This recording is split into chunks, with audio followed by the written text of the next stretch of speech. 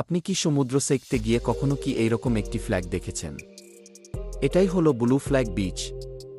এটি একটি আন্তর্জাতিক মানের স্বীকৃতি যা foundation for environmental education Denmark প্রদান করে।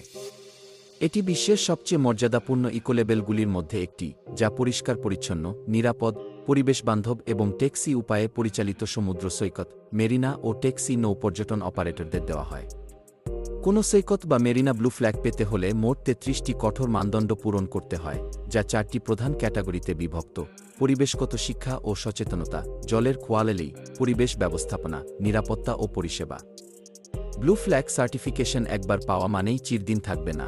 প্রতি বছর আন্তর্জাতিক দল এসে পুনরায় পরীক্ষা করে, মানদণ্ড পূরণ না হলে সার্টিফিকেট কেড়ে নেওয়া হয়।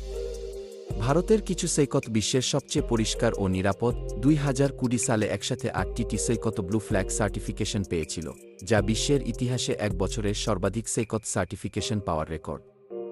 ভারতের এই সাফল্যকে ইউনাইটেড নেশনস এনভায়রনমেন্ট প্রোগ্রামে UNEP বিশেষভাবে প্রশংসা করেছে।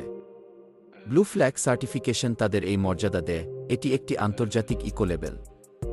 বর্তমানে ভারতে ১-২টি ব্লু ফ্ল্যাগ সৈকত আছে, যা পরিবেশ রক্ষা ও পর্যটন বাড়ায়। পরেরবার সমুদ্র ভ্রমণে গেলে এই চিহ্ন খুঁজে নিন।